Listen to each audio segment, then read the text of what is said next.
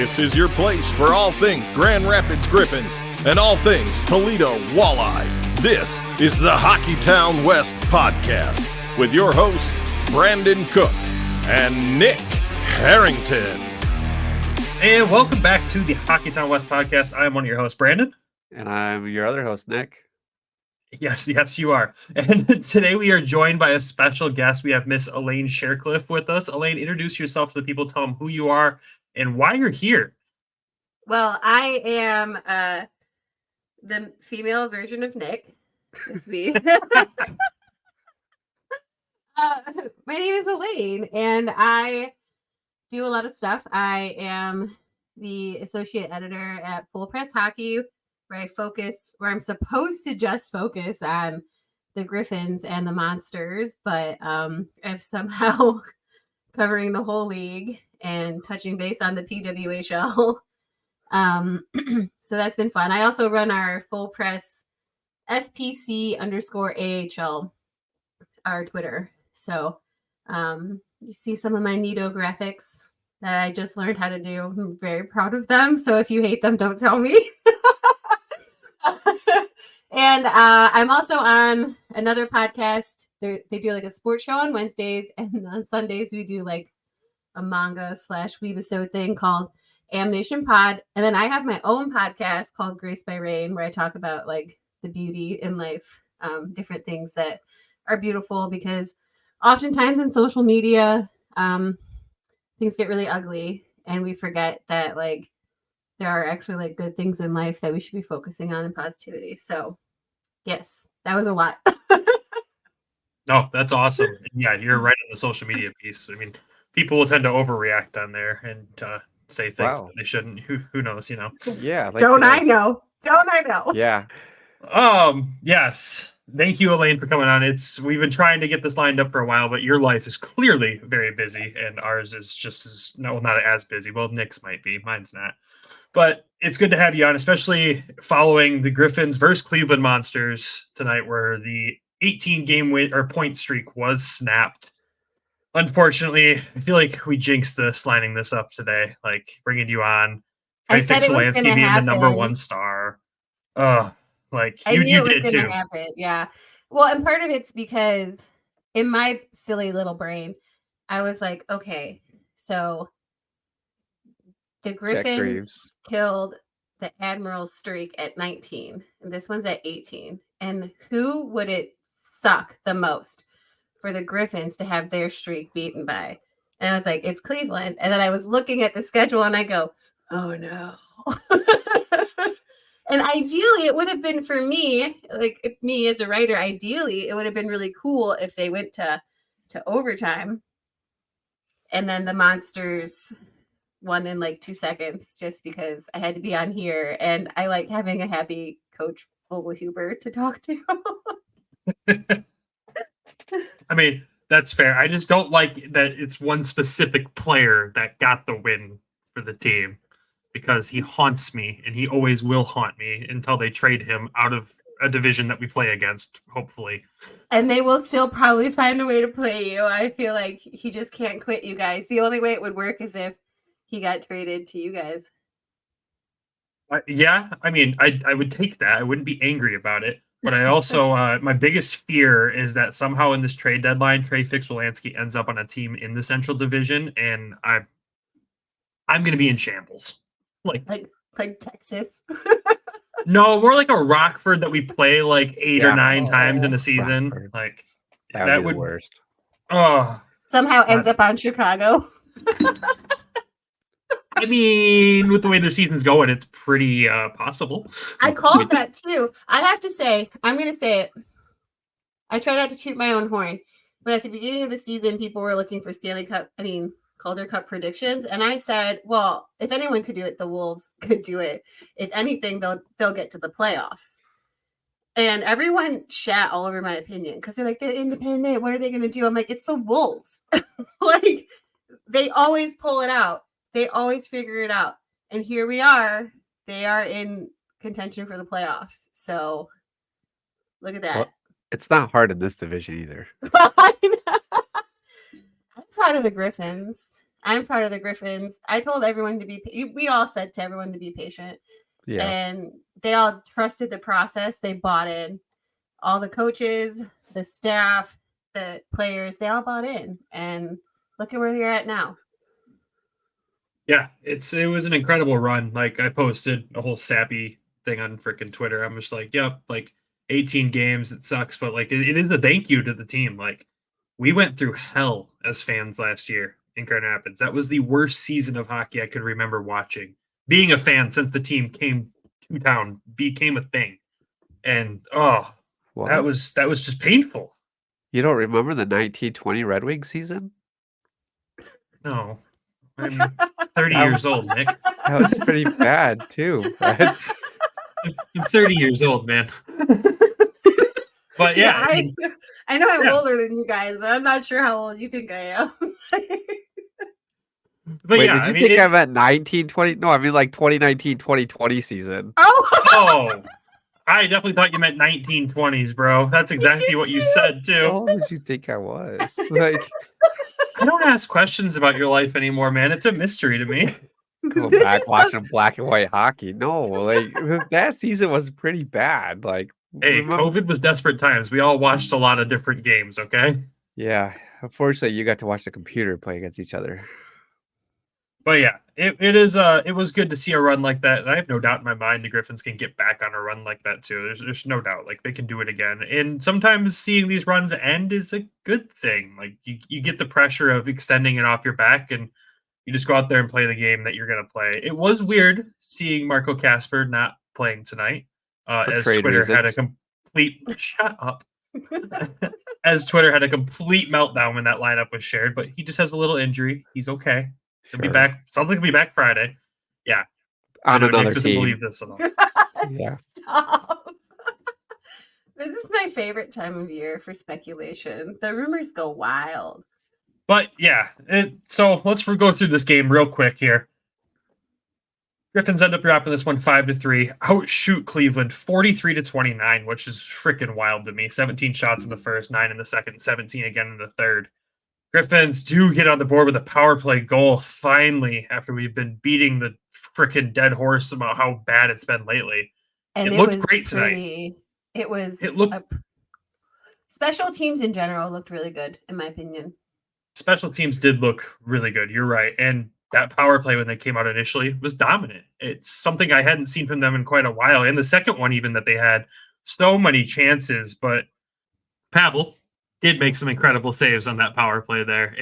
That second one, that game easily could have run away real quick in the first period for Grand Rapids. They could have come out of that first period with 3 or 4 goals. And he kept them in that game 100%. And on the other end too, I mean, he didn't face a ton of shots, but Hutchinson made some big saves in the first too to keep Cleveland off the board in the first. That's where I was really comfortable with this game. I'm like, yep, things are going to be good. Now, second period and was they were ugly. Aggressive too. Like my notes literally say in period 1, the Griffins are super aggressive. And I said, monsters need to be aggressive, be aggressive. Like that's literally what it says. The second period, Cleveland did start to run away with things there. Back-to-back goals there. Luckily, Luff at the end of the second period was able to get on the board there to at least get us within 1. And what a shot by Luff there. That was a pretty one. It looked like Pavel could have gotten that one. The glove moved a little slower than it should have, but yeah. So we were talking about that on press row tonight. Is his glove, his glove side tonight was so weak, and it wasn't even that he was slow to get to it. It's that you could tell he misjudged how close it was. So he extended his arm enough that then all of a sudden the puck's right above it. And so he got there quick enough, just in the wrong position. So fast enough, but wrong place. Has he struggled with that all season? No. Just tonight? Just tonight. Because of Luff. Because of Luff. Well, it happened on the first goal too. That's exactly what happened. It was the weak glove side. I love watching him play. He is a player though that needs to right now. He needs to play every game until he works out all those kinks. until that happens, he's going to have these slow starts like you did tonight, which is good for you guys. But yeah, but he still made some incredible saves throughout the game all night long, and that's the part that really sucked. I mean, yes, he had his moments tonight, but I mean, he still stopped 40 of 43 shots. Yeah. Like, that's good for the him. defense. Yeah, we'll get there. Other goals for the Griffins in this one. Well, there was only one more. Dom Shine. This play, I loved this play. Elmer made a great play to get it out of the zone and get it into the zone. Great board play. Beautiful pass to Aston Reese, who puts it on Dom Shine's stick because the chemistry there is off the charts this season. Of course it is. They're like best friends. And Shine buries it. And that was the moment I was like, the point streak's going to live. And then the guy who shall not be named, Trey Fixolansky, unfortunately does give Cleveland the lead there, and then they get the empty netter. And that's all she wrote for that one. The streak's over. But, I mean, overall, offensively, the Griffins played a good game tonight. Berge, that goal was an absolute beauty. He, like you said, he exposed the glove side there. Luff went for it, too. I want to say Shine's goal was glove side, too. It was high. But they didn't shoot high. more on that glove side the rest of the night. They kept shooting blocker or right into his chest or these His crazy legs- scrambles. His legs are so good. Like, Yeah. and so other teams will do that. They'll just keep shooting, like trying to go for the 5-hole, and he'll just drop to a split. And I'm like, there are gymnasts who I don't even think can drop that quick to a split like this man can. So. Yeah. He's an impressive goaltender for sure. The Monsters have two great goaltenders with him and Jet. Like, it's unfair, like how good they became this season. I remember last season, like we heckled the heck out of Jet Greaves in Grand Rapids because he wasn't good last year. He just wasn't good. And then this year against us, he's a freaking rock star. Thank God we didn't have to face him tonight. This is probably a 5-1 win at this point for Cleveland. He Honestly, has his flaws. he does, but not against us. That is true. He does ball out against you. There's a few players that when they come into Grand Rapids, they're like, all right, now it's my time to shine. And one of those things is rubber pucks. Just saying. Yeah, I noticed Cleveland still throws them after the game. They Which is do. smart. But- That's when you should. Right. When the game was Yeah. over. Elaine, you don't know that. I don't think you caught this. It happened a couple of games ago. It happened again. Why? Yeah. Why? Yeah. It did. So it didn't happen to that extent because it was a lot that night. And I want to say it was the game against Cleveland where Fixie got the OT winner. It happened at some point in the game when refs were making terrible calls in that one because the officiating was bad in that one. Are these It was like 3 or 4 of are them. these Cleveland fans that are just coming in? Like, is this what is Honestly, going on? We thought about that when that originally happened. I was like, could you just go to the away team's barn and start throwing pucks on the ice and cause them to get penalties until you get kicked out? Like, I mean, you probably could if you were dressed as like the other team. right? You know. Yeah, it's a strategy. It's a I would say thought for though, the playoffs. Monsters fans would not do that though. By the way, like, Sure. Sure. Cover up for him now. I've gotten to know these Monsters fans over the years, and they would never, because they don't want it to be. They don't want things to be tainted. They're one of those people, like, because they're Browns fans, right? They want their wins to. They don't want anyone to be like, "Oh, you only won because of this," you know, like they. That's Well, fair. And you know, They did we've win met a that game couple. because of that. Well, I agree. I do agree. It sucked the whole life out of. We don't even have to rehash it. I'm sorry I brought it up. We're Glad giving you did. everyone listening has PTSD right now. I'm just crying on the inside. It's okay. Sorry. It My leads them mom- to the point where I'm not like we're gonna miss the playoffs potentially by a point. Like I'm pretty comfortable with where we're at making the playoffs wise. But there was that stretch there where I'm like, I swear to God, this team's gonna miss the playoffs by 1 point. It's gonna be from that game, and I'm gonna come unglued in that season-ending episode. I'm just gonna lose my mind. I mean, they said that too on the broadcast. They were like, I swear if this comes down to the last game of the season. Yep. But I mean, so back to the game. Sorry. All right. Sorry.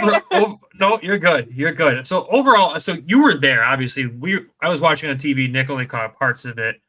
Mostly. Some things I wanted to call out was one, Grand Rapids' defense tonight looked so out of sync. And I don't know if that was just me in the camera angles or what, but it looked off. They looked confused, and this is one of those games where I kind of come away from it going until like the third period. Edvinson had a lazy game again. He's had a lot of those recently, right? Like, I don't know where it's coming from either. If he's like biding his time, if he's tired, or like what's going on there. But I agree with that assessment. I think that the Grand Rapids defense in the first was a lot better than the rest of the periods. I felt like the Monsters defense wasn't that good tonight, so it made Grand Rapids defense look a little bit better because Grand Rapids was good in the end zone. They were good in the neutral. And that was keeping plays. You guys had more in your offensive zone because of it. So yeah, a little bit. I think that's the problem though with watching. I always tell people this: when you're watching a game online or a video of it, you have to give the defense a little bit more grace because you're not going to see everything they're doing because the camera is going to follow the puck instead of and parts of the play instead of the whole everything that's going on. So I think a lot of times people will harshly judge the defense. There were times when they did look a little out of place, but I thought that they weren't. I mean, there was that complete breakdown on Roman Ashan's goal, but it wasn't just the defense. Everybody fell on that one. Yeah. I mean, like I said, with Edvinson, it's so hard, but again, we don't like to use plus minus as like the end all be all stat, right? But when there's outliers in a game, you notice it. And Simon Edvinson being a -5 tonight, like, yeah. Well, we called out Albert from Saturday being -3, and then we gave Simon kudos, and then he turns around and flips the script. And see, and I'll watch I used to ride or die with the plus minus, but then when I was with the AAA Jackets doing, I was an intern, and one of the parents explained to me, you couldn't always ride or die on that. And they pointed out how one kid, he would turn over the puck and he would go directly to the bench. And then the other guy would come on and try to catch it, but he would get the minus. And then I started noticing it, and James Wisniewski would do that to Jack Johnson in the Jackets games. But so I watched that, right? So I watched that more when I saw that he's been having some issues a little bit recently, not last game, but a few other games where he had a high minus.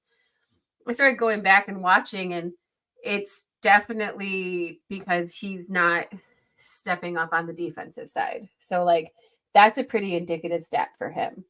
Well, that makes sense too, because I said this yesterday when we were going over the game for Friday, Saturday. Is Albert on Saturday was a minus, but his defensive partner was a plus, and I'm like, how does this work out? These numbers don't match, because then I think Simon was a plus and his partner was a minus, and so it just didn't match. It didn't match based off the lineup. It also depends on if they're on the PK or the power play more too.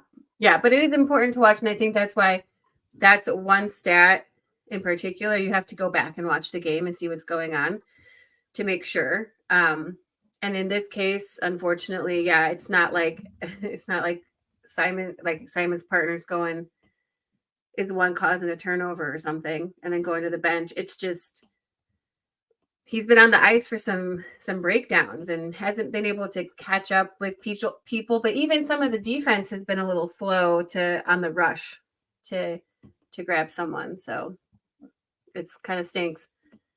But I think a lot of the guys are younger that are doing that, and hopefully next year having a guy like Lashoff who was quick on the rush will maybe incite some sort of magical push within them. I don't see it happening the rest of the season. I wish it would, but it is interesting to watch. And Nick hates when I make this comparison, but the more and more we get deeper into this season, Edvinson reminds me of one specific high-profile draft prospect that the Red Wings had. It was Anthony Mantha. I Mhm. don't And I don't hate it at all. I think it's true. Like it drives me Yeah. nuts. I said this earlier in the group chat. He is one player that just drives me nuts. Simon drives me nuts. And I have bad takes on him and it's okay and I'll live with that.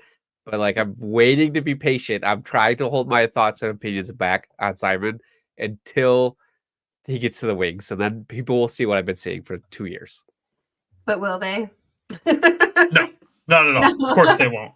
If they take their That's- blinders off, they will. Right. That's the tough part about covering the AHL and watching the AHL is when they go up to the NHL, people think they're like, who is this? And they don't know anything about him.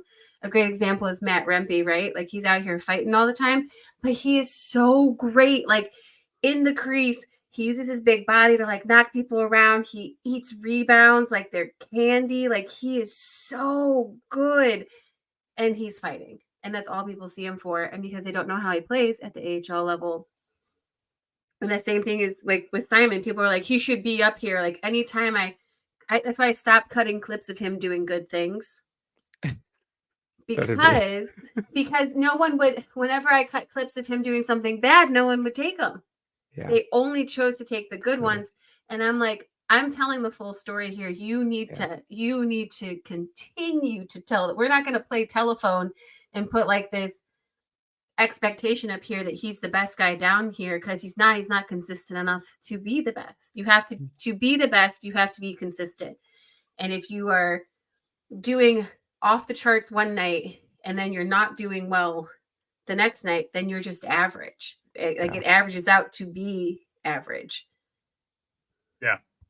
And I mean, speaking of consistency, I think the most consistent line the Griffins are rolling right now is going to be the Domshine, L'Esperance, Aston Reese line. Like that line is flying right now, and they are so much fun to watch. They are. Like, it truly is a grind line for this team right now. And God, the chemistry is off the charts. Even with Joel in there, even with missing significant time, he still just seems to know where these guys are at all times and is always right in the right place at the right time. And obviously Shine and Aston Reese have good chemistry too. And they're just doing the right things right now. I feel like every game we're seeing those guys on the score sheet. And if they're not on the score sheet, they're creating something that leads to the next group.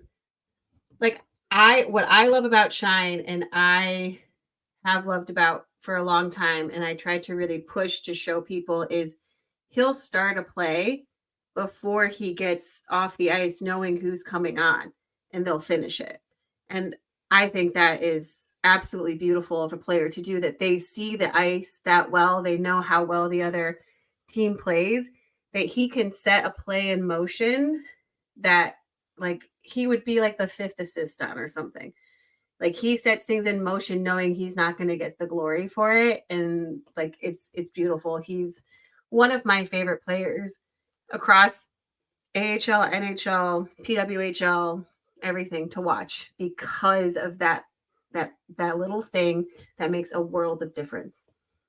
I think too, like those three know their role on this team and they know their job and they do it so well. And like you still got these young guys like Amadeus, you still have Marco's really coming into his role, but like Amo's still trying to figure it out. And he's gotten a lot better the last few weeks. And we've noticed too, he's like doing more of like zone entry, gaining the zone and like wrapping around like he used to in Flint. But like those three, Joel L'Esperance is he's gritty. He's Shine. He's always been gritty. And then you got Zach Aston Reese, who's now a goal scorer, which is a surprise to him. But like they're doing the things that they know that they're good at, and they're using that chemistry, and they're making a huge impact on the ice. No matter where you put them, in second line, third line. I don't know how Waddy really puts them out there, but those three really are like we're gonna go as far as those guys take us in the playoffs. I agree. Yeah.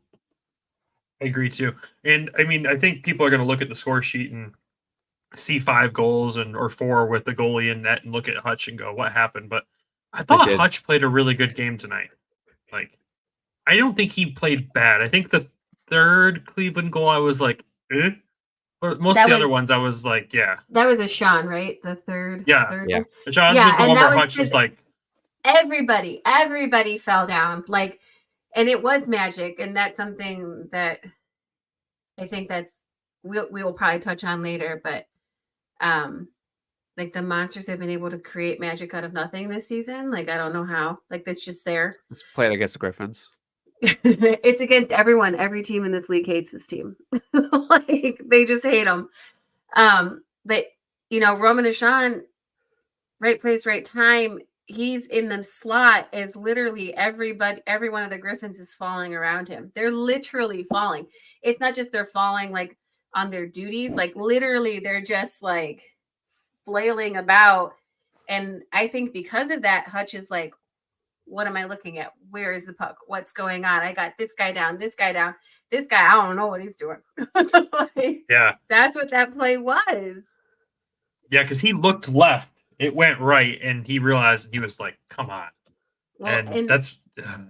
yeah, and the Monsters did sorry, I don't want to like toot their horn on this podcast. You're fine. But we'll edit it out. When Gaunt scored that goal and Carson Meyer was sitting on the crease, Hutch, you could see he was like, well, I should stop Gaunt, but also like Meyer is great at picking up the rebounds, slamming them in. And there was this is where you're right. The defense wasn't there. If the defense was there, that goal never would have happened because Hutch could have focused on Gaunt and the defense could have boxed out Meyer, and that goal never would have happened. Wouldn't maybe not even had the shot go off because there wouldn't have been a lane for him to shoot, but there was no defense around. Yeah, I think the concerning thing for me when I watched a lot of the plays tonight was there was a lot of waiting for the puck. There wasn't going to it. Like there was a point where the puck bounced off of Hutch's pads, ended up in front of him in the slot. Hiroshi's there. There's a defenseman coming in to pick it up, but Hiroshi just stands there and waits for him to pick it up instead of trying to at least get it to the side, kick it to the corner, whatever you got to do. Cut the angle. And yeah, and there was a lot of times too, just along the boards, you'd see him just kind of standing there waiting for it. There was one point where they were skating into the zone and Carter Mazer and Bergen looked at each other like, who's going for it? Oh, Like, which is crazy because in the past, Bergie would have been like, that's mine. Yeah. Everything felt off. And that's what's weird about this one is like at first they were running with it, and then as soon as the Monsters started scoring, like they were so out of sync and they didn't really know how to handle it, and they were probably frustrated. Because I mean, look at all of us. We were frustrated too. This team frustrates the hell out of every single team they play against, and we'll never understand it. And hopefully one day we'll be able to do that same thing. I mean, there's a reason they're the top of their division. They're a good team, and they know how to get you out of sync. No matter where they come from, like Roman Ashan, right? He was sent down to Cincinnati. I want to say it was Cincinnati at the beginning of the season because there wasn't room. The depth wasn't there. And he came up, he and Jake Gaudette, they come up and they're just like, they're grinding their butts off. They're creating plays. They're playing defensively, even though offense, like, I am so impressed that that is one thing that like Mike Eves kind of started and Trent has been able to bring into it is next man up mentality, no matter where you are. Like they come up and they're like, all right, let's go. Or like they get sent down. They're like, all right, let's go. Like the vibe in Cleveland is just like, Cleveland's the place to be. Like I've seen guys like Sonny Milano used to come down to Cleveland and thrive. He'd go up to Columbus and he looked like someone just like hit his puppy. Like that, like what's going on here? Who was the coach in Columbus at that point? No, I'm just kidding. Well, yeah. Mike Babcock. Was it Babs? Was it Torts? It was Torts. It was Torts, but Torts would never hurt a dog. So yeah, no. God, that video came out. He's a dog lover. He's a dog lover. Yeah. Well, and Pavs was down in the E as well at the beginning of the season. Mm-hmm. He was because there wasn't room. There wasn't room. Because I remember correct Toledo me if I'm wrong. Times. Sorry, Toledo played. They played against Toledo a couple times, so I remember us going against him, and he was good. He was good down in the E. So yeah, he lights it up in the E. He's like a rock star down there. Then he comes up here, and he's like a rock Taylor star Swift's opening act when she was like, yeah. I like it. It's a good comparison. Amazing. And Columbus doesn't have an ECHL team right now, correct? No, they never. I don't think they ever have. It's a shame. It's a shame they don't have Cincinnati. Just It would make because so much sense. Yeah, so much sense. it's weird. People are like, they should have the walleye. I'm like, why? Don't It's touch not our gonna walleye. happen. That's ours. Like, can't have I know that. it's in Ohio, but they're not giving that up. Look, we have a team in Michigan, and we want it to still be the Walleye. Like, no offense to the K-Wings, but like, Toledo's a special place when it comes to hockey. It really is. It really is. It's very Ohio is an underestimated and underrated state for hockey. Honestly, not wrong. It's very interesting. Everyone. The weird thing is, except for Toledo, every single team plays in these massive arenas. Like the Monsters having a 19,000 seat arena that they share, obviously. Like we're like, it looked like no one was there, and we pulled the stat sheet. It was like, oh, there's 6,000 people there. That's there's 6,000 people there. I thought it was like 2,000. That's what we're saying. Like what? And the same thing for Cincinnati. Their arena's large when it comes to the ECHL barns, and it's weird. Yeah, Ohio's interesting for hockey. It would be if Columbus could ever figure it out. Like I'd be interested to see like how crazy it gets for the Jackets. Well, I was living there in 2014 when they blew the speakers and everything during the playoffs when Nick Foligno like scored. It was like an over. They didn't even make it out of the first round, but like it was their first playoff win. I was living near Ohio State's campus, and you could like hear in the distance. You could hear people in the distance, like a roar in the distance. It was that loud. That place was insane. Like I was in Cleveland the night of the sweep. I actually went to like a classical concert, and I come out and people in Cleveland were all like, "Oh my God, it happened! Like there was a sweep. Like the sweep had happened." And then I'm getting videos from everyone in Columbus. Like that place was lit. You would have thought that they won the Stanley Cup. Like I'm actually afraid. I feel like it's going to be akin to like what would happen if like the Browns were to ever win the Super Bowl. Like, is it going to burn down? I don't know. Like, I don't think anyone's prepared. That's how we feel in Detroit when it comes to the Lions. Too. Yeah. It's so funny because like the sports in both these states, they hate each other. Like it's just how it is.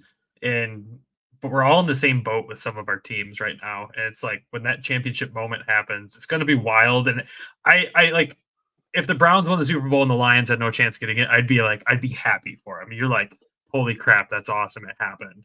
And I think that same feeling would go across both ways. No one would admit it, but they'd be like, yeah, that's pretty cool.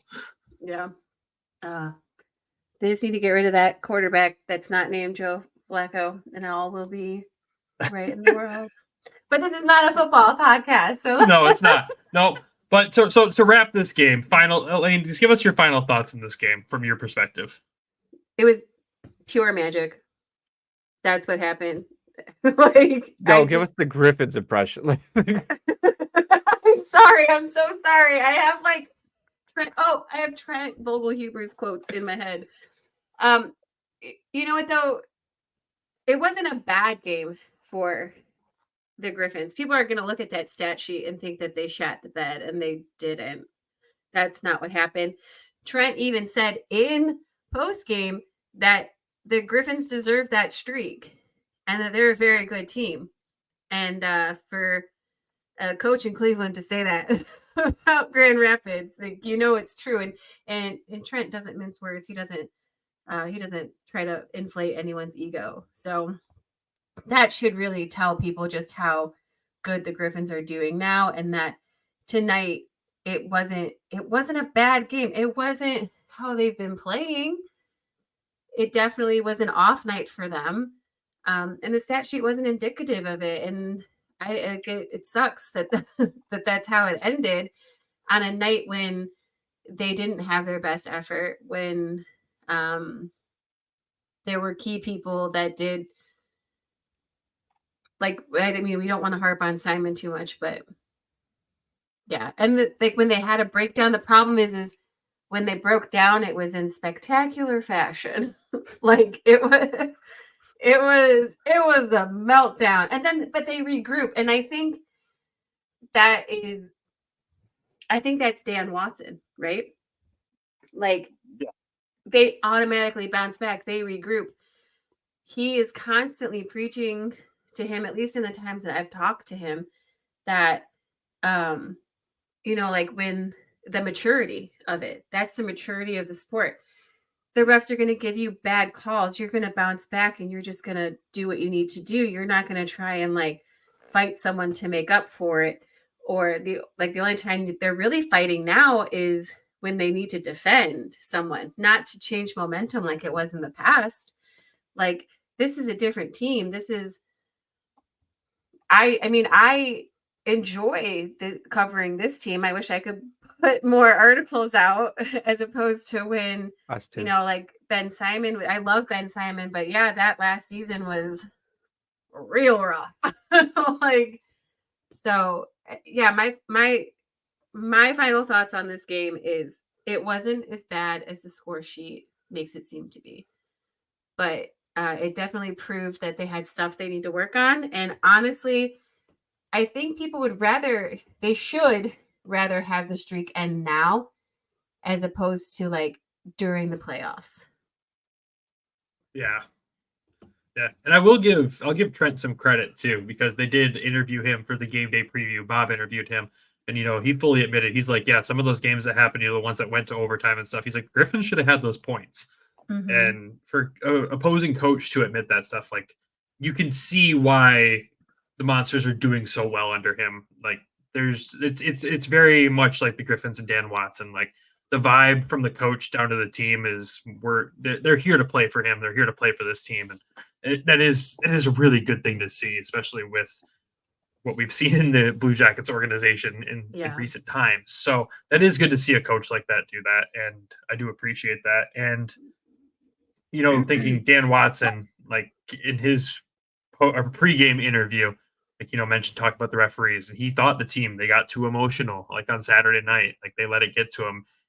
He does have a really good way of speaking and talking about saying, like, yeah, that was a shit call, but he doesn't say it because, he was able to slip in there, bad call after bad call after bad call in that pregame interview. But yeah, I agree with you. The streak ending today it's probably for the best, and it's time to start something new with it. And I don't think they're going to go on a crazy 18-point streak or anything like that between now and the playoffs, but they're not going to fall off the wayside. They're not going to go on a 3-game losing streak after this. Milwaukee. I don't think that's going to happen. So we'll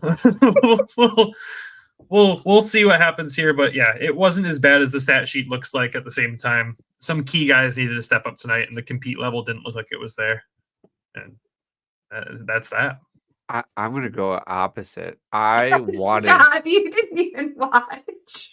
You didn't even watch the game. Your opinion doesn't matter. I wanted this game. The Griffins deserve to win this game. I think it would have been a good measuring stick to them because this Cleveland team has been a tough team for us for whatever reason. Just foam pucks, overtime calls. The last game we played against Cleveland at home was the overtime shootout, which was I would still say garbage call. Yeah, this was the Albert Johansson tap. The penalty shot, not a shootout. Penalty shot. Yeah, sorry, penalty shot in overtime. I'd still call it a shootout. It was a one-round shootout. And like, this was Dan Watson. If he would have won this game tonight, that would have been 300 for Waddy in Ohio. Like, come on. Like, could you have wrote a better thing there? You tied the record. He played in Cleveland. So I'm like, this was a homecoming game. This could have kept the streak going. They deserve to win. When I saw that they put up the next few, and then on Tuesday they can come in and he can win it. It's perfect. Because that puts us on that like 3-game losing streak I just said we won't do. Like, yeah, we're not doing that. Yeah. So like, and that the first half of the first, like 18 shots in that period. I thought they were going to come out aggressive and just put up 6. But like, this team is so weird. Is like, they'll come out super aggressive. They'll get the goals. And then like all of a sudden, like 1 or 2, like we saw this last year a lot, is like 3 straight goals. And then the team is like playing from behind or trying to catch up.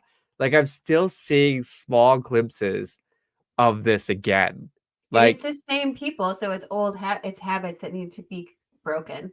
But they've changed a lot of this team, and like the three people that we talked about, Joel, Dominic, and Zach Esseries came in this year. But like those two guys carried over from last year's team. Those are the biggest carryover. Well, and Simon. Yeah, but they weren't the ones that were playing behind last year.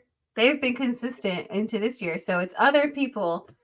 Do you want to who name those? 'Cause haven't I don't think I don't think I follow you here, Elaine. But like, do you see this pattern? Learning. Do you see kids learning? Do you guys see this pattern though? It's like we gave up 3 goals right in a row. We did the same thing against Rockford in the second. Like this second period, we haven't been able to figure this out. And then the third where they're what? Sorry, does it make you feel better to know that the Wolves have continued to like put up 5 or more goals on the Monsters because of the same issues? Does it make Do they win or do they lose? They lose. Yeah. So it doesn't make me feel better. No, the Monsters lose. The Monsters Oh. lose, not Chicago. Yeah. And then the next night, the Monsters come in and they're like pew pew pew pew pew.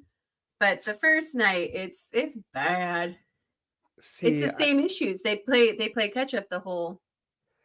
That's hockey, baby. That's hockey. You see, I understand where you're coming from too, but at the same time, like it's good to figure this stuff out now, not game 1 of the first round of the playoffs. Like, Yeah.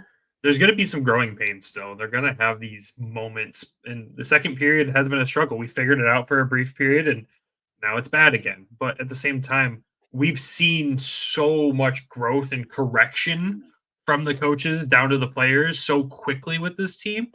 Like I guarantee you, Friday against Chicago, that second period is going to be a barn burner. They're going to blow it up. It's going to be crazy. Well, yeah, because I'm addressing it now. Well, yeah, I mean it's the same thing. Like the power play, we talked about that a ton, and how that's looked bad. It took a couple weeks, but they got there. It looked so much better tonight, and I'm confident if they can continue that going, but also not revert back to some old habits. Like they do that when they get frustrated. They fall back on the bad habits when they get frustrated. And why are you frustrated when you're up 3 goals? Because they should have been up by like 6, honestly. And like, I mean, Bob Kaiser said it best for everybody. The frustrating words. But this is like the most frustrating team that this team plays, and it's been the most frustrating team all season long. I mean, Elaine, correct me if I'm right. This is the first Monsters win versus Grand Rapids in regulation this season. I'm pretty sure. I think. Oh, yeah. Because New Year's Eve they lost in regulation, but the Monsters that was the first Griffins win against the Monsters. Yeah, I think sure it's each the of the first game time went to they won in regulation. Yeah, against Grand Rapids. Yeah, it's the best team in that division. They're frustrating as all get out. The puck bounces their way every single time, and we still can't figure it out. It is pure magic, as Elaine said. It is this season. It's so weird. I love it. I'm going with it. Yeah, I mean that's fine. I mean I hate all the teams that they have in their division, so I want them to beat them all. So it's cool, but we'll figure it out. And this is not a panic button moment. I'm proud of the boys. They did. It's a hell of a run, hell of a job, and out of the next one. And that's how Dan Watson will treat it. They will wake up tomorrow morning. They'll have morning skate here in Grand Rapids, and it'll be a new day, new game. Here we go. We might be missing a few people on Friday, but who knows? Because of trades? Or yeah, I think that was a good segue to the trade deadline here. So because of injuries. Casper's not getting traded. Don't worry. Injury to the lineup. Clip that now, everybody. Casper's not being traded. So, Elaine, while we have you here, what are your thoughts on the upcoming trade deadline? Let's start with what do you think the Blue Jackets are going to do? What is like your thoughts there? I know it's a really weird time for them, but like, what's your opinion there is going on? Because there's a lot of young talent in that organization. Like, God, you got one of my favorite players when it comes to Adam Fantilli. Yeah. I'm so jealous. How can we trade for him? Like, can we have him? Can't. Please? You can't. What I would love to see them do is nothing. And that's coming from a bit of a selfish standpoint in the Monsters area, because the people that they're going to trade that they're going to get people to want to trade with them, they're not up top. Like if they want to get anything of worth, right? Not just draft picks, but like anything of worth. because the person who was really good at drafting is no longer there, and that would be Yarmo. So I would love to see them not do anything. But there's a lot of guys who are coming up to like end of the contracts are either ending this season or next season. And those guys are like Trey and Carson. And I'm so afraid. I just get afraid because the Jackets I'll be like, they would never. And then it's like, jazz hands. Yes, we are. Yeah. And also there is a curse for the Monsters. You have a bobblehead night and you get traded. It happened to Carter Camper and it happened to Sonny Milano, and it was within like a week every time. Who's the bobblehead? Trey. It was a few weeks ago. Yeah. So is So there I get a little nervous. Is there any possibility that we could get Dylan Larkin's roommate from college? Zach? Yeah, over to the Wings. So I've always thought that was something that would happen, right? Like I'm surprised it hasn't happened yet. I think it should happen. What would it take? I don't know. Probably Berger. And an Albert Johansson, or I don't. And the thing is who's going to trade with them though? Like who's going to? I think about who's in charge right now, because it's interim. But who's going to trade? And also, like, if you're interim, you shouldn't really be making like mortgaging the future. Like this is where it's tough for the Jackets right now. Like I could see them doing something silly. I mean, I do wonder if someone like Jack Rozovic or Sean Corrali or some of the Columbus-born guys will be going because they aren't producing, unfortunately. And it was great to have them in the beginning because it was like Columbus-born, or they played in Columbus, and that's like awesome. But now I feel like the Jackets have full on leaned into University of Michigan. Like they're literally they're treating them like they're Pokemon. They're like, gotta catch them all, Michigan.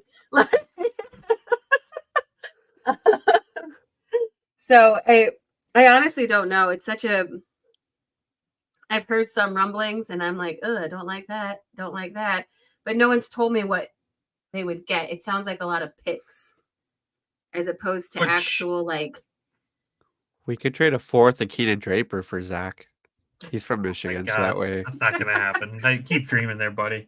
Like Keenan Draper, yeah, they're not going to let him go. Jesus, I don't think I've heard. I don't think there's any specific players that have been like, this person is like available. Like we're taking calls on this person or anything. Like it's been pretty quiet. It has been, because the person that usually says that stuff is Yarmo. Yeah. And Yarmo would be like, everybody's tradable. Like, every year. I would. Damn, he couldn't trade a Zach before he left. Right. I wouldn't be surprised if Boone goes, even though they keep saying like, we want him around, we really like him. I think if the right thing came around, they would be like, oh, and that's the thing, like with the Jackets, if the right thing comes around for them that they think is the right thing, they're going to take it. It would suck for him. I feel like he went through such a rough start to be like his captaincy. Yeah. And like, oh. Why? What happened? Hope not for him. Nick, and the goalies situation is so weird. Like I keep hearing that they're like, we want to trade a goalie. Why? Like, I mean, the one that maybe you should get rid of, nobody wants because he makes too much money. So we'd have to retain they'd have to retain the salary. Elvis. So, but I have lots of thoughts on that whole situation that we won't dive into. That's fair. And then pivot to the Detroit and Grand Rapids side of things. This is where it gets interesting because Steve Yzerman, obviously, there's nothing that's going to be leaked. Like every rumor, I don't ever believe. Like nothing is believable. What do you think though? Like what, Nick? Well, I saw today that Dylan Larkin wasn't skating, so he's being traded, and Marco's being brought up. So I mean, that was all over Twitter. I don't know how you didn't see this. There's days I just want to make that center box just disappear. It is funny. My favorite thing about Red Wings fans, and they're the worst about it, of all the fans, is because a lot of people will joke and be like, oh my God, he's out. He's obviously getting traded. But Wings fans, and my mom, she grew up a Wings fan. So like, Good for her. this has been right. Well, she's from Western Ohio. She's from Dunkirk, Ohio, near Ada, Findlay, Lima. So that's like Red Wings territory. She's like, it's been like this her whole life. Where like it'll be the second game of the season and someone's out for a day to day, and they're like, oh my God, a trade's gonna happen. The second game of the season. Like, are you kidding? And they believe it. And I actually think, I mean, like now it's like, it's adorable to me. I'm like, oh, look at you guys. But it's wild. Like every time someone goes down, and I think part of it is like the GMs that you guys have had. They're not floating stuff out there like ever. They're, and Steve Yzerman, who knows what he's going to do? He's probably orchestrating like a 10-team trade. Yeah, there's a 10-team trade going on that somehow all we're going to lose is like Vollander, and we're going to get Sidney Crosby. Like that's what's going to happen. Like if he could pull that off, that'd be wild. Like if he could convince Pittsburgh to part. Someone threw it out there last night, and I was like, could you imagine? You get Patrick Kane and Sidney Crosby in the same year, and you just go all in this season without having to lose any of like your key like future players. Like just throw it out there and let's see what happens. But that's not going to happen. Don't forget about Daniel Sprong with that too. Dude, wait, we're not trading Spronger. No, Sprong, Kane, and Sidney. Where are the DeBrincat rumors coming from? Because I've seen them and I've heard them, but I want to know where they're coming from because it seems wild. Go from Brandon. You're pointing the wrong direction. You're pointing the wrong direction. I know, On my side, it looks like me. I've seen them from other people, though. I'm gonna say that those rumors start from sad Senators fans. Yeah. We'll leave it. We'll leave that at that. Well, I think that the most desirable person that people would want is like Elmer or Berggren. But like they're not going to get rid of either of them. I don't see it.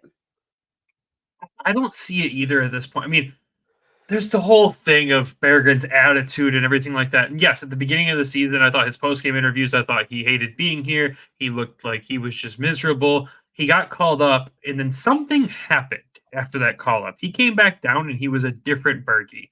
He had a great attitude, laughing and joking. His post-game interviews are still a little arrogant, but at the same time, that's just kind of his personality. And at the same time, I don't think he likes answering questions. I really don't think he does. He doesn't. And you might be able to speak to that better because you actually have been able to interview players. We've only interviewed one. I think I've only interviewed him like once or twice, and it was on Zoom, and it was when he first got here. I think, okay, I'll say something. I have to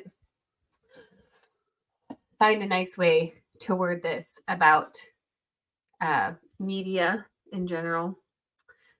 When you're foreign and you come here and you accidentally drive to the wrong Grand Rapids, and it's brought up way more than once, twice, 3, 4, 5 times in interviews, you're going to probably you're not going to want to talk to anyone, right? Yeah.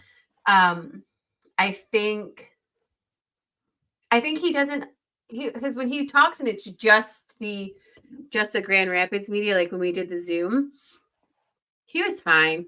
I mean, we usually also got him after a loss, so that was always great. Yeah. But he wasn't like bad to deal with. He didn't act like he didn't want to be there.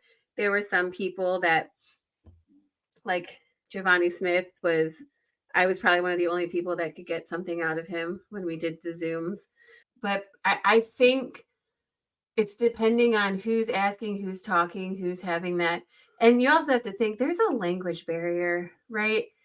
And you can't come at these players with these super in-depth, questions in the beginning, especially about their game, and expect them to come back and be like, here's some insightful answer.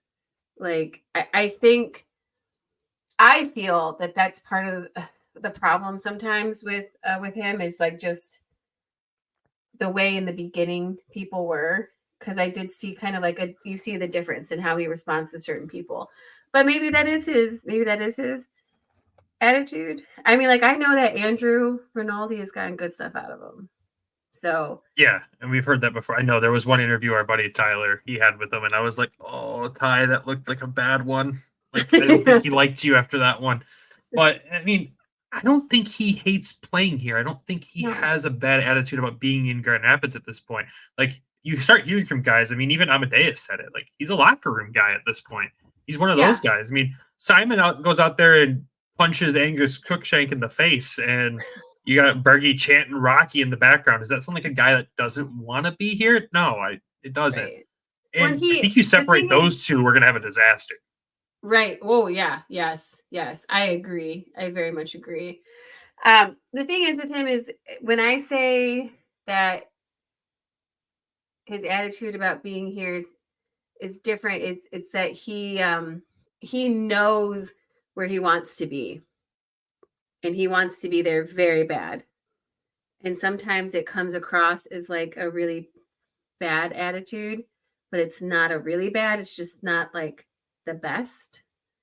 And I'm not in Grand Rapids all the time. I'm in Cleveland. Like I live in Akron. Like if I was around all the time, I would be asking because he is one that fascinates me with the way he does things. I mean, and he's such a drama king though. We saw that, right? With the belt bags, or I'm sorry, the fanny. I'm sorry, Dominic Shine. The fanny packs. Yeah, Nick holds it up. I'm excited for Friday's game. I'm gonna stuff so many hot dogs in here. But that's just I think how he also just talks too. Like you just know what's on his. You know where he's at. You know where he's at. Well, I met him up in Traverse City, and he not all the players came around to everybody. We were down at the end of the line. We waited and waited, and like Mo and Lucas and Larkin, they all just went to the kids, and that was it. And then we waited for 2-3 hours, and the security guard told, because we were with a couple other people from Twitter that I had met, and they told us we're gonna bring some high profile people out to you guys. If you just keep being patient, I want to get some people out for you guys. Like, oh, okay, cool. I waited an hour, and Barry showed up, and I was like, oh, cool. I didn't get to watch him a whole lot while he was here at Grand Rapids because he only played 10 games. He got hurt, and then they called him right up to Detroit. So he was in Detroit all last season. So I didn't know who he was or how he played except for watching him in Detroit. So to be able to meet him up there, he was super calm, and he does have that arrogant drama king thing, which whatever, that's him. That's his personality. I didn't think he was angry or frustrated, but he actually came out and talked to us, and there wasn't a whole lot of other players that did. I did leave, and an hour later, I think Mo, Larkin, and Perron and all those the big guys did come out. But and I was like, well, that sucks, but it is what it was. We just didn't have enough time up in Traverse City to be able to do everything that we wanted to do. But I think that's just how Bergie is. And yeah, he may I look at it too at my side. It's if somebody got promoted or somebody took my spot, I'd be pissed too, yeah, it's not that I don't like being here. It's just I would rather, be there. Right. This was my promotion. Exactly. But his vibe is not going to fit on every team, right? And not everyone's vibe fits on every team. And that's why I think some of the teams that I've heard that are interested in him, I'm like, yeah, that's not going to jive. It's not going to work. It's just not where he's going to fit. And I'm sorry, he is a single mom to all the Swedes in the organization. So you can't leave them without a parent, even though he's just barely older than some of them or younger than some of them. Yeah, I think everybody for the Red Wings is looking at Grand Rapids as people that are going to be traded, and I think they're looking at the wrong place. I think if there's going to be trades, it's going to be in Detroit. I think it's going to be addition by subtraction at this point. Mm-hmm. We're going to lose a couple guys, and Grand Rapids will lose a couple guys, but they're not going to leave the organization. They're going to end up in a wing deal. Elevated. Yeah. So, I mean, we talked about it last episode. I think Fabry is one of those guys I think is going to be moved, and I know It's Perron's time, not though, moved anymore. right? It is. It's time. I love Fabs, but it's time. It's just You know, not people say working. Sprong. If they trade Sprong, I'm gonna be pissed. I like his personality. And I like what he brings to the table. I mean, he's fourth in points in the team. You don't think you trade that ahead of the playoffs. And Right. Maria's favorite you player. got to remember, we have 3 goalies. I mean, I know one's hurt, but he was at practice today. We do have 3 goalies. So Oh, that's right. it'll be interesting. Friday is going to be an emotional nightmare for everybody, and it's funny because this recording will come out on Thursday, right before it. So we could eat our words pretty badly, but at the same time, I'm very confident that the Griffins roster might look a little different after Friday, but it's not going to be people who have left the organization.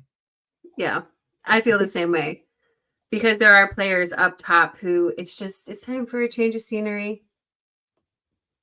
The other thing too is like this team, the organization has so much depth, and people forget that. And you saw it today, and it's not a position that we've been in recently, is having so much depth. So like as soon as Larkin was out, everyone's like, "Oh, we're not going to make the playoffs." Like we have to play 500 hockey. Everybody around us that's chasing us has to play 600 or 700% hockey, like winning percentage moving forward. Like everybody needs to relax. It's not like we're going to bring up Casper right away. We have people that can play center.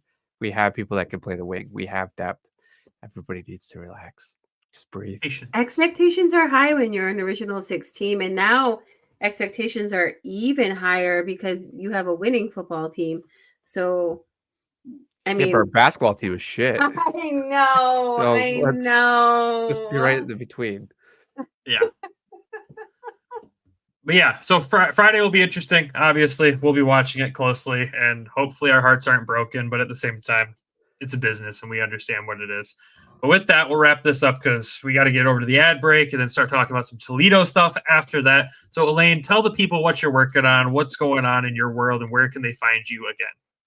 Well, hopefully, by the time trade deadline rolls around, I will have finally finished my article about the goalies for Grand Rapids after taking Rupe's time to interview him. Yeah, that's right. In the beginning of January, because I got thrust into this new role. But so yeah, I mean, there's always something coming out for me, whether it be tweets or graphics or something. I'm always creating some sort of content.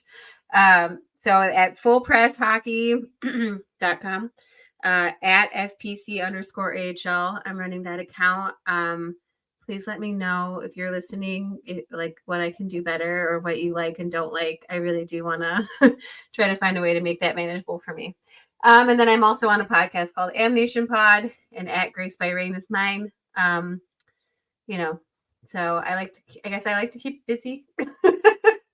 Clearly. Well, I know Nick and I both appreciate you coming on today. This has been one that we wanted for a while. And it's been a year. It's a year because I was in Florida for my cousin's wedding in April. And I was like, yeah, I'm totally going to come on. And then I couldn't do it. And now here we are almost a year later. I mean, clearly we see why when you list that many things that you're doing off. But for those that don't know, Elaine and Andrew, those were like the 2 on the media side that we linked up with initially when this all started and have helped us immensely with everything. So we owe where we are today to both of them for sure.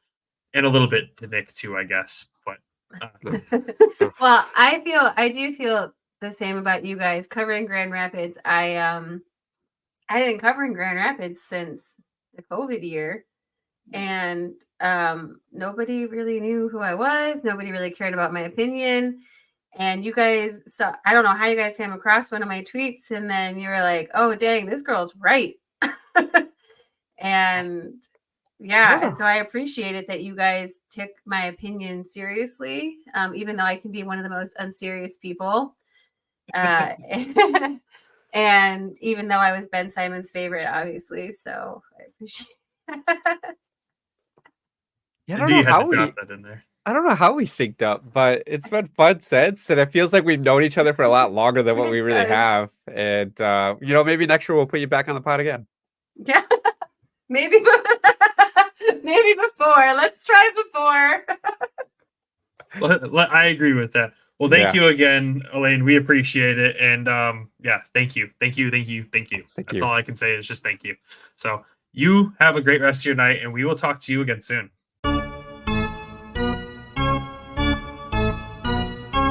We know hockey games move fast, but with DraftKings Sportsbook, an official sports betting partner of the NHL, you can score faster than anything happening on the ice. This week, new customers can bet $5 to get $200 instantly in bonus bets. With Patrick Kane, Alex DeBrincat all back and ready from the All-Star game, you've got good choices to make bets on them. Download the DraftKings Sportsbook app now. Use code THPN. New customers can bet $5 to get $200 instantly in bonus bets. Only on DraftKings Sportsbook, an official sports betting partner of Super Bowl 58 with code THPN. The crowd is yours. Call 1-800-GAMBLER or visit www.1800gambler.net. In New York, call 877-8-HOPE-NY or text HOPE-NY 467369. In Connecticut, help available for problem gambling. Call 888-789-7777 or visit ccpg.org. Please play responsibly. On behalf of Will Casino and Resort in Kansas, 21 plus, age varies by jurisdiction. Void in Ontario. Bonus bets expire 168 hours after issuance. cdkng.com/football for eligibility and deposit restrictions, terms, and responsible gaming resources.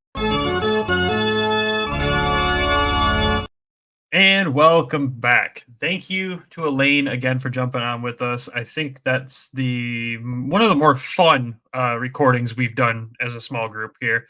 And obviously the wildest one that is going to take excellent editing skills to make it all make sense. But it was a fun time and ended up resulting in a late night for all of us, but worth it. It was good to have her on, and we'll have her on again.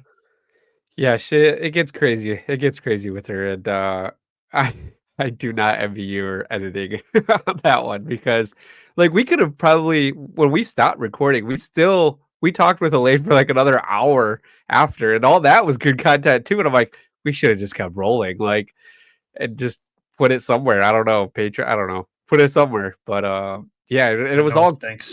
It was all good, valuable stuff. I thought so. But definitely fun, and hopefully we figure out I don't know if that made the episode, our summer trip. Hopefully that we figure that out. I don't know if it's made the episode yet either. I don't know. But for reference, yeah, we are talking about doing a big group trip to Traverse City for either the prospect tournament or training camp or whatever, one of those things. So we will figure that out eventually. But now it's time for Toledo Thursday. It's time for a good old Toledo Walleye update. And last week we were pretty tough on the fish, and this weekend, holy smokes, they had a great weekend. So 3-0 on the weekend, great offense, decent defense, some good goaltending.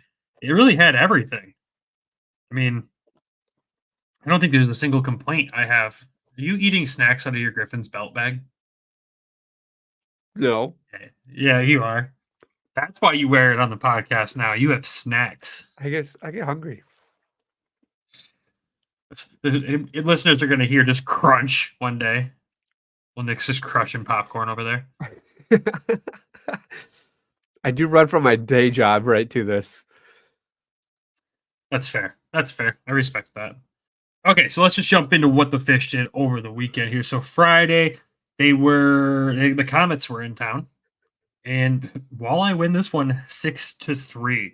Scoring in this one, the first period, you had Doucette scoring from Sawchuk and Craggs on the power play. Look at the fish figuring out the power play at home again. Here we go. Second period, you had McCourt from Centazzo and Bliss, and then McCourt again from Hawkins and Gabriel, and then Hawkins from Bliss to Centazzo. And then the third period, you had Doucette from Lewandowski and Sawchuk. The Comets get a goal, and then Hawkins gets his 33rd goal of the season with assists to Bliss and Cruz. And that was on the power play as well. The Comets do get one near the end there, but obviously, like I said, the fish win this one 6-3. Dominant win. Letherman stopped 19 of 22, so he had a pretty quiet night, it looks like there. Toledo outshot Fort Wayne 37-21. So it sounds very Griffins-esque right there lately if you look at that. It's like about the same amount of goals let in and about the same amount of goals scored and shots on goal, and they just got us on the power play. 6? I don't think I've seen 6 in a while from us. You it's like dog years. You take ECHL goals, and you just subtract a couple, and you got the AHL, right? It's like a 4-2 game right there. Makes sense. Checks out. Notes from this one that were important that our buddy Travis felt that we needed to talk about with this one. Doucette, obviously 2-goal game for him, which we love to see. Depending on how trade deadline things go, we could see a point where, Mr. Doucette makes his way back to Grand Rapids to finish off a season. That would be something interesting. Sawchuk had a 2-assist game in this one. Obviously, Brandon Hawkins had a 3-point night in this one. On the season right now, McCourt is leading defenseman at 41 points, so it's good to see him have those 2-goal nights from a defenseman, especially in this team. Like, we're looking for the defenseman to obviously defend, but looking for him to put up offense as well. So good to see that there. Travis made sure to notice that Cruz was very noticeable tonight, flying around despite an early penalty and only 1 point. Thought he was all over the puck that night, which is good to hear as well. These are all depth guys that the Fish need to have performing night in, night out, on top of obviously the top dogs performing night in and night out ahead of their trade deadline, which the ECHL trade deadline is March 23rd. So we'll have updates on that at some point eventually too. So moving into Saturday's game, the Iowa Heartlanders come in to play Toledo, and it's still a team that is dealt with some call-ups to the Iowa Wild and Minnesota Wild, all trying to figure out their life over there. The Fish end up winning this one 4-1. No scoring in the first period. Second period, Trenton Bliss from Lewandowski and Centazzo. They get the Fish on the board there. Brandon Cruz from Craggs and McCourt in the third. Bliss gets his second of the night in the third as well.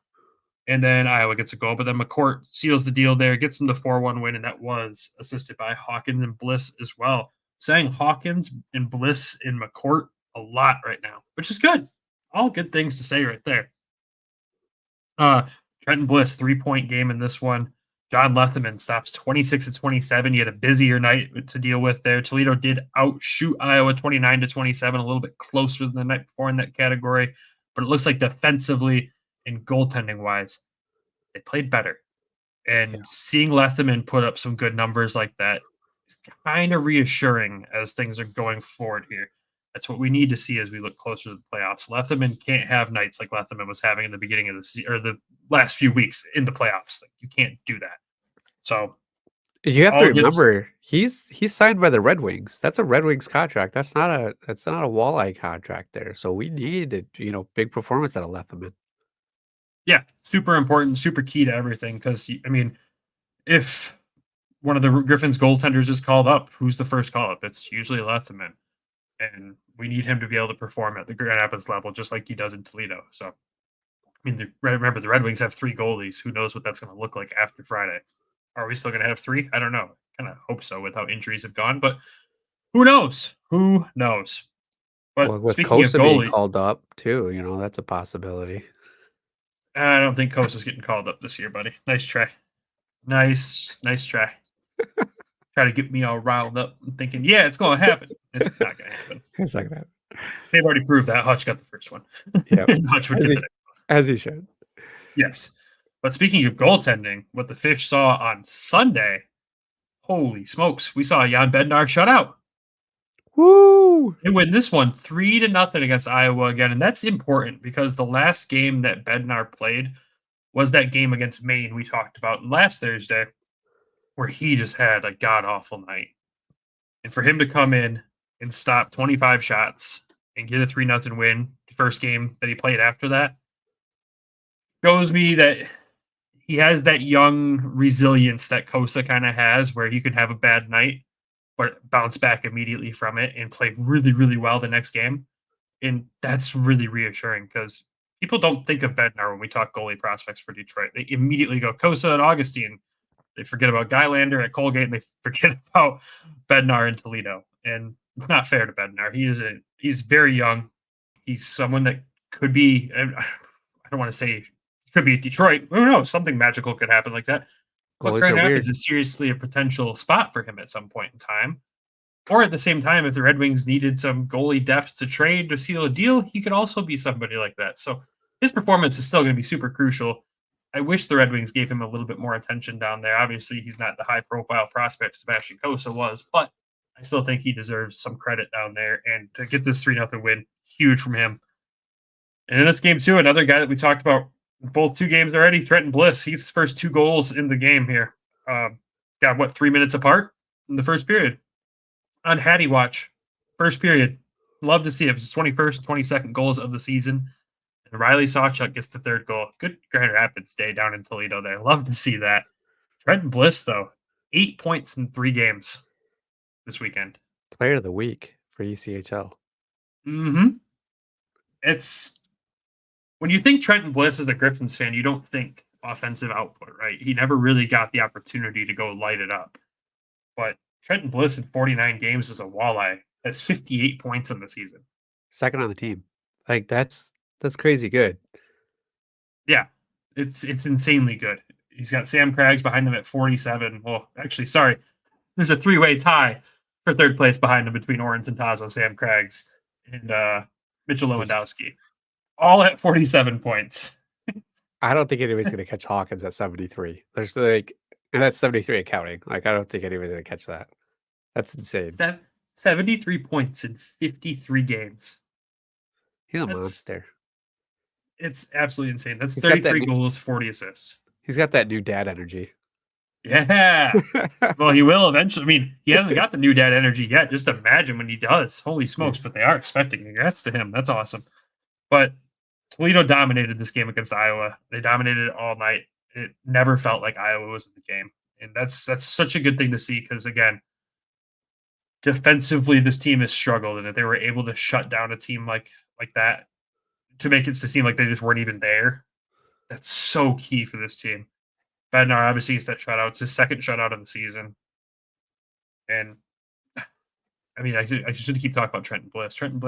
But, Riley Sawchuk getting another goal in there.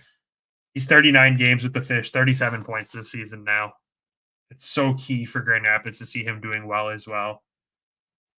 I'm just really, it feels so nice to not have to be like, oh, Toledo, what the hell is going on? Yeah. After what we had to talk about last week. It's just so good to see this, see them bounce back like this. And now it's just about carrying it forward, right? They got to keep doing this going forward.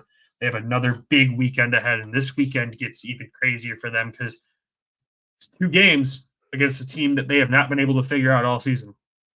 The Kalamazoo K-Wings. They have them Saturday and Sunday in a home and home again. So they'll have them in Toledo Saturday and in Kalamazoo on Sunday. Most likely see you Toledo fans there. Hopefully, fingers crossed. I got to figure out some logistics still. And then they'll be have Cincinnati at home on Friday as well, which is still not been the easiest task for them this season. So we'll see what happens. It's going to be interesting. Yeah. Other notes. I'm hoping to get to Sunday, but I'm still trying to figure out logistics as well. So, because I haven't seen the Fish yet this year, and I'm getting kind of sad about it. You haven't been to a single one yet this year. Yeah, I just realized that too. Wow. Yeah. That's actually crazy. But important things to note for the standings after this weekend, right? We had talked about how things were getting a little bit closer between them and second place in the division. They're now at 73 points in the season with Wheeling and Indy tied at 64. There's some separation there, 9 points of separation, which is huge, especially going into this weekend. Division is really tightening up behind them, though. I mean, separating 2nd through 5th is 3 points. It's starting to sound like the Griffins in the AHL Central Division in years past, where things are getting that tight behind them. It's kind of the same thing that's happening in the AHL Central Division, actually, behind the Griffins again this year. So those wins were key. This weekend is key. And I'm really hoping we can see a turnaround there because I've seen the Fish in Kalamazoo twice this season. I really don't want to go 0-3 on the season, boys. Like, that makes me feel like I'm the problem. Maybe you are. Maybe you should wear. It was 0-1-1. Maybe you should wear a Vancouver jersey. I could give it to you. I would never. So you could affiliate with the Kalamazoo people. I don't wanna.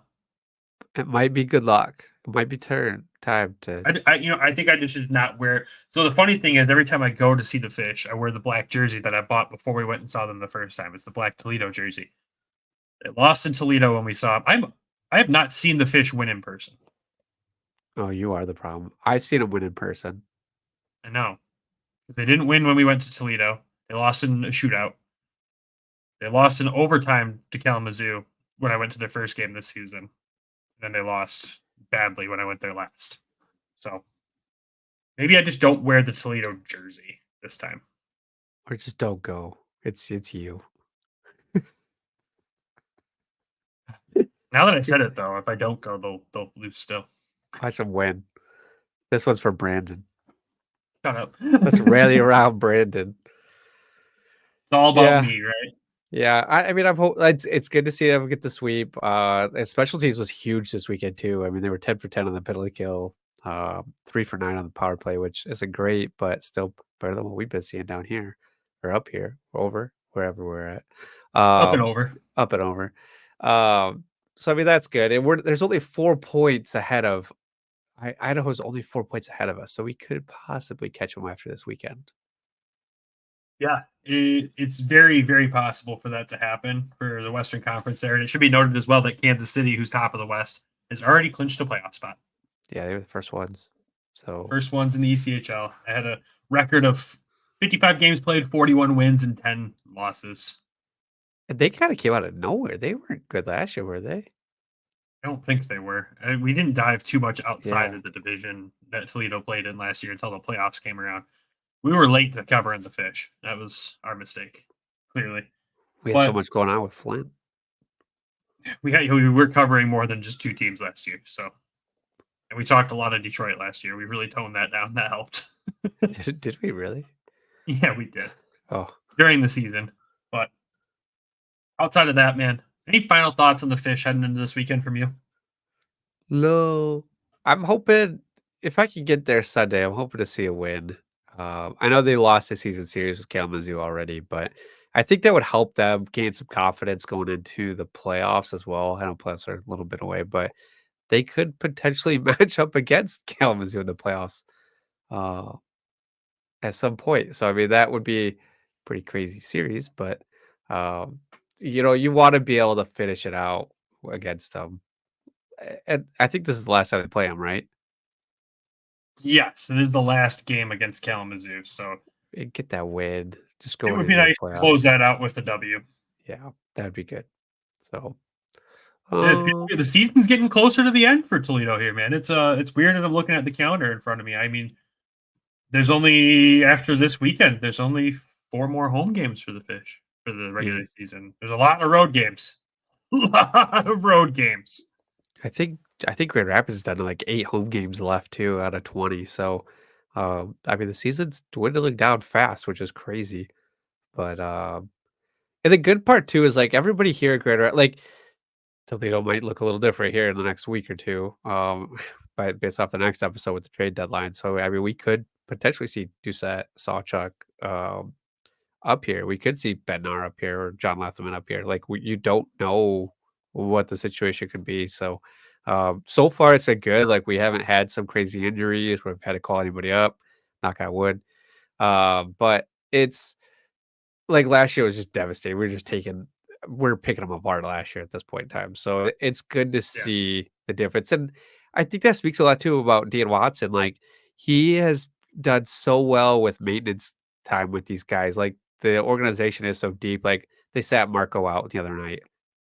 Did he need to sit out? Probably not, but it helped. And Mazer sat out. It came back with 2 games, like goal in the next game after. So like he's been doing a lot of maintenance games with these guys, which I think is important. Yeah, it seems like a lot of the times last year at Grand Rapids that there was a guy that was injured. He was playing through a lot of things until it got bad enough to where they finally had to sit. But it seems like any little tiny injury that the Griffins get, they sit them. They get the night off. They get that maintenance day, and that's important. I also wanted to note that there's 15 away games for Toledo left of the season after this weekend.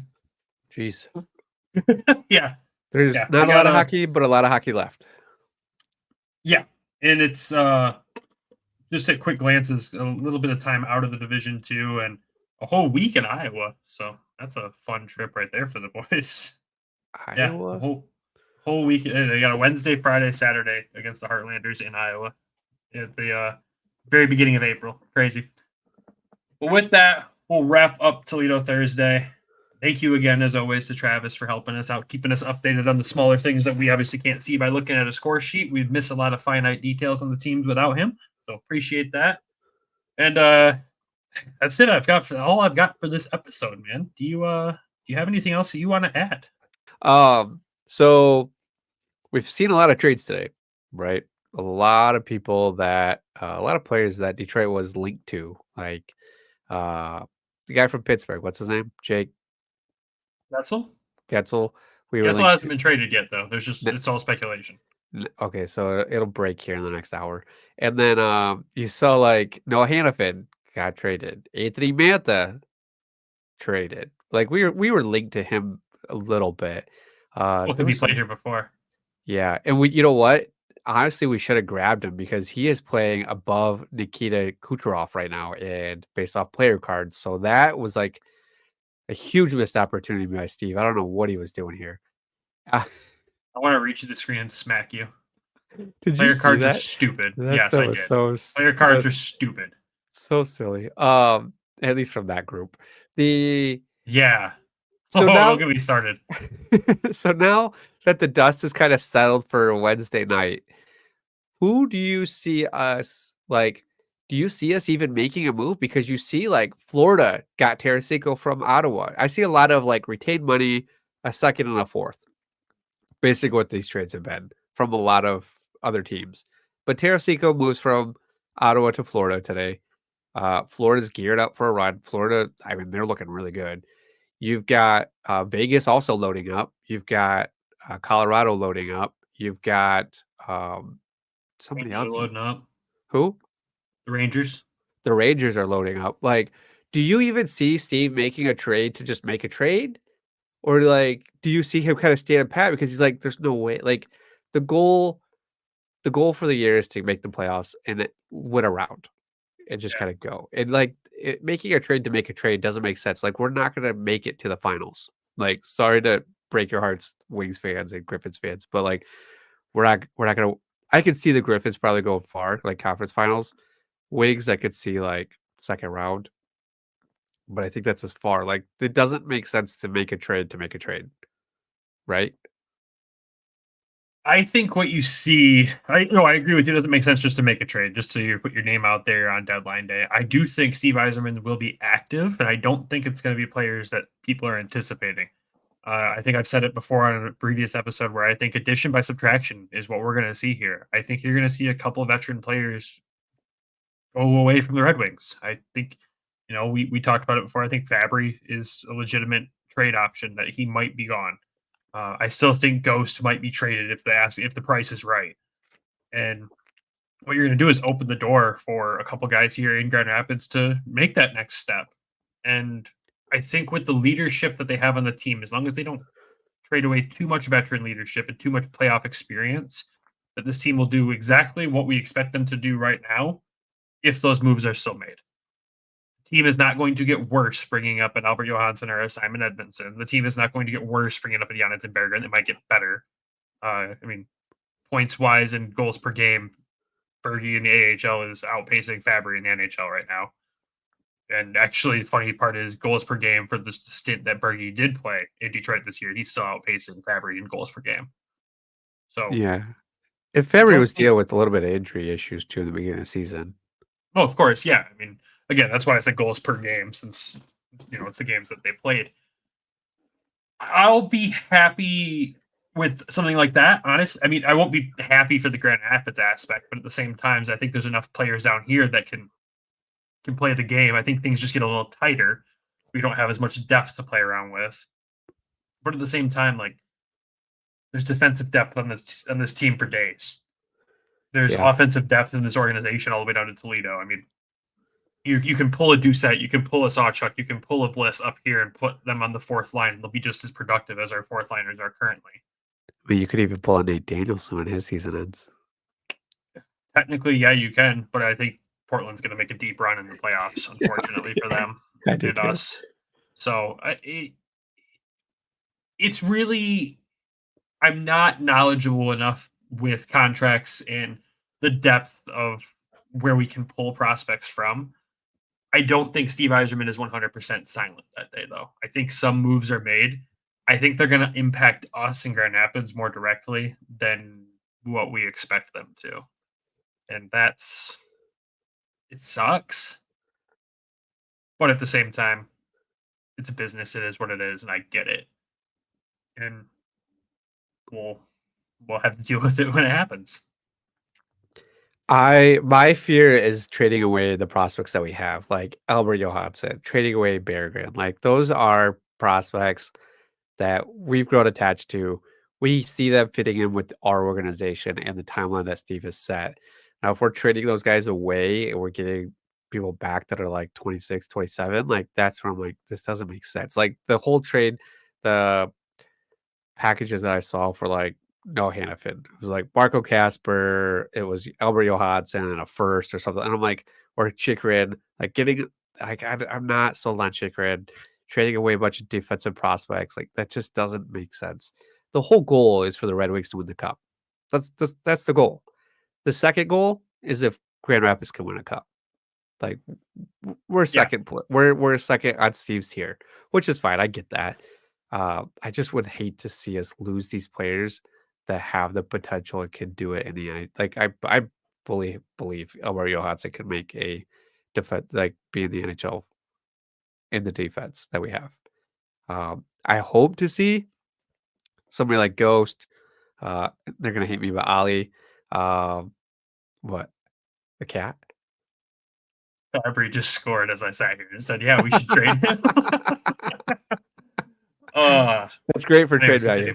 But like Ghost or Mata or Hole or Petrie, like those guys, like if we're able to capitalize, we've got a lot of guys that are coming up with contracts that need to be renewed, like Joe Valeno, like Mo Sider, like Lucas Raymond, like Patrick Kane, like those guys, they're gonna get paid. And so if we can capitalize on trading some of these like longer term guys for some like short term rentals, even that route, and maximize cap space, and that way it could fit into our schedule of like moving our prospects up. I think that would be the smartest way.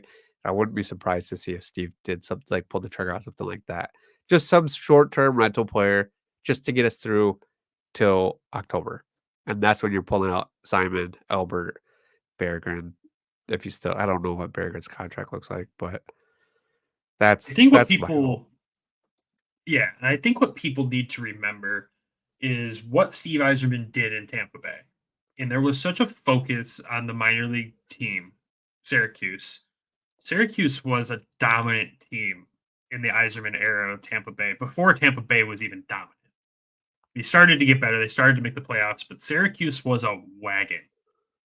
2 years, 13 and 17, the Griffins played in the Calder Cup finals and won, was against Syracuse each time. That doesn't happen by coincidence in that span of time in the AHL. They were the best team. Griffins honestly probably should have lost in 2007 or 2013, but they pulled it off. So Steve pays attention to this and understands the development importance of Calder Cup playoff games. They're so key.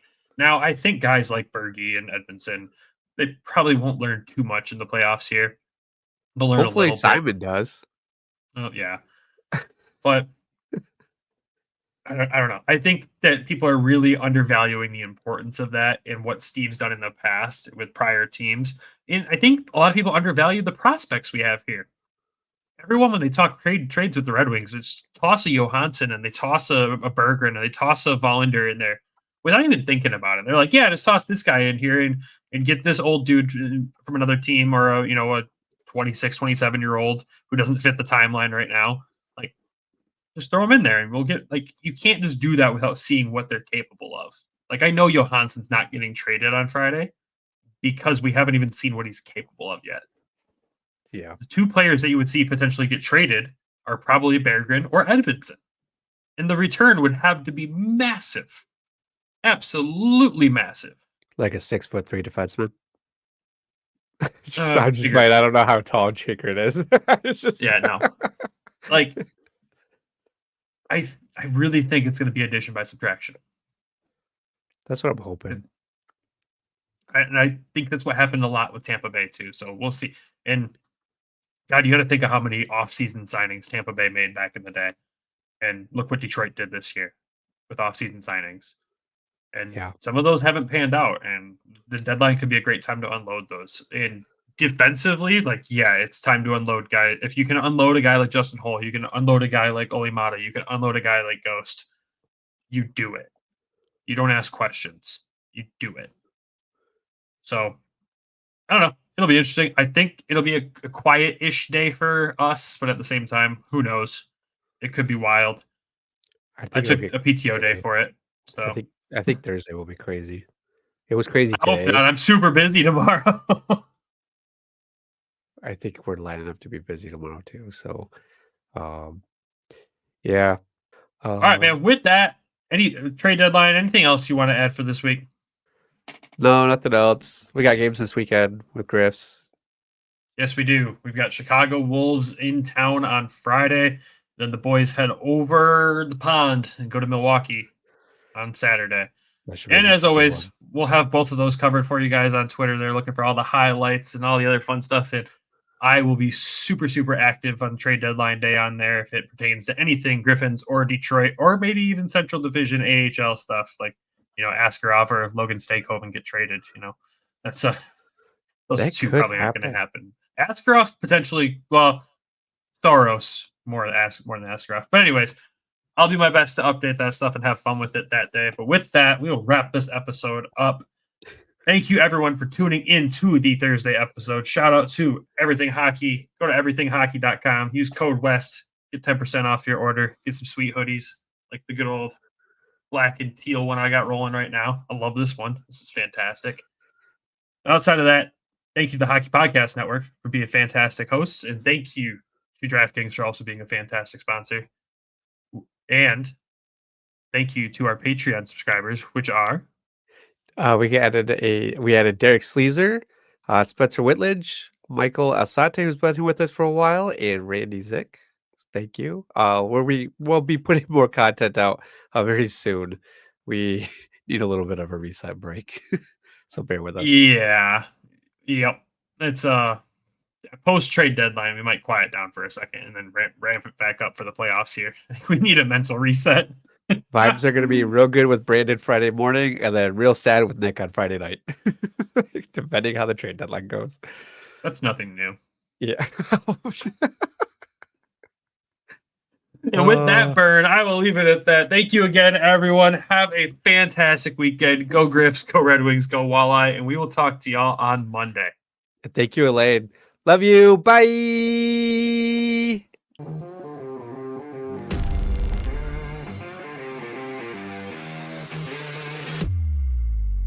Thank you for tuning in to the Hockeytown West Podcast.